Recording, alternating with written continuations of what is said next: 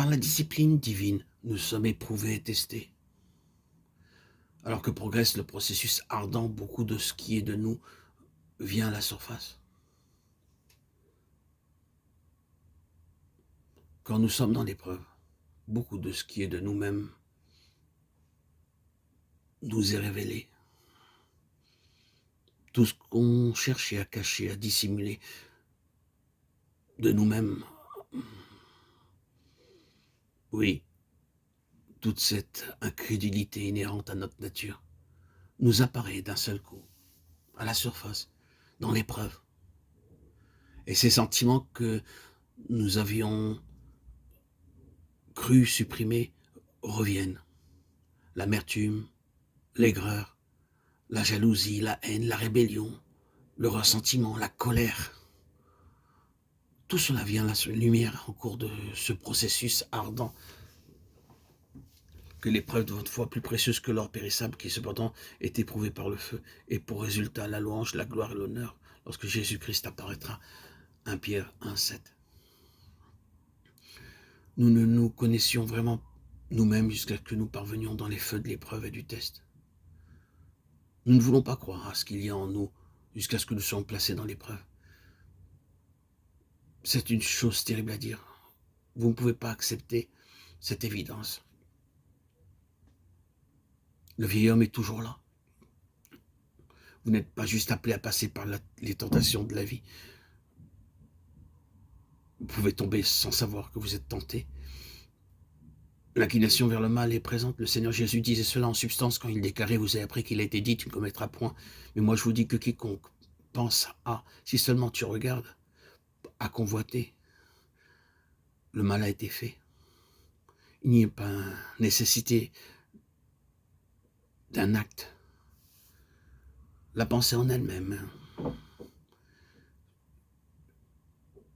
est un péché. Matthieu 5, 27, 28. C'est en nous. C'est une partie de nous-mêmes. Vous pouvez penser que c'est terrible, mais je pense que c'est glorieux. Vous dites, nous ne pouvons plus tenir, c'est de pire en pire, cela va nous pousser encore plus bas que jamais. La loi mosaïque est déjà assez pénible, mais si nous acceptons cela en plus, qui survivra? Mais je dis que ce n'est pas mauvais, mais bon, le Seigneur n'ajoutait pas condamnation sur condamnation, il disait seulement, ce n'est pas une affaire qui traite ce que vous faites ou ce que vous ne faites pas, c'est une affaire qui touche à ce que vous êtes, et je suis venu pour ôter ce que vous êtes, et pas simplement ce que vous faites. C'est dans l'épreuve que cette nature vient à la surface, il vaut mieux qu'elle vienne à la lumière. La grâce traite cela. La grâce agissant par le besoin grandissant que nous avons de Christ nous rend très humbles, et l'humilité est un trait du caractère de Dieu. La docilité est un fruit de l'esprit. C'est l'antidote pour le poison de Lucifer, le déchu contre l'orgueil. L'épreuve met ces choses en évidence par la grâce de Dieu et les manifeste pour la gloire, la ressemblance de Christ, la ressemblance de Dieu. Oh, nos terribles et profondes épreuves nous font de plus en plus ressembler au Seigneur par sa grâce. Et ceux qui ne sont pas en Christ ne sauraient être semblables au Seigneur. C'est seulement ceux qui sont dans la grâce de Dieu, Christ, qui deviennent de plus en plus comme le Seigneur, en passant par des épreuves ardentes. Mais tout cela sera manifesté pour la gloire, pour la ressemblance de Dieu. C'est glorieux. La justice de Dieu, qui est par la foi en Jésus-Christ, ne traite pas simplement avec des choses que nous faisons, que nous nous abstenons de faire, mais nous met entièrement de côté pour nous introduire dans une nouvelle création. C'est ça, là, sa gloire. C'est l'espérance de l'évangile. Frères et sœurs en Christ, remercions Dieu. Il viendra un temps dans l'histoire de cet univers où le dernier vestige de la chute sera extirpé de chacun de ceux qui auront placé leur confiance en Christ. Encore un peu de temps, frères et sœurs en Christ.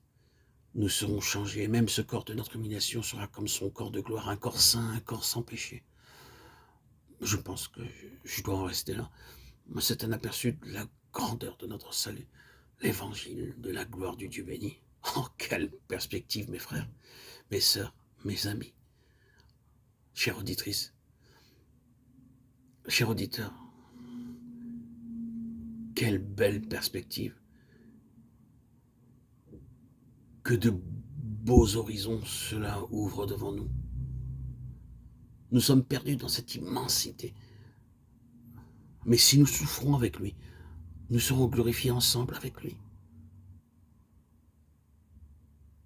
Romains 8, 17.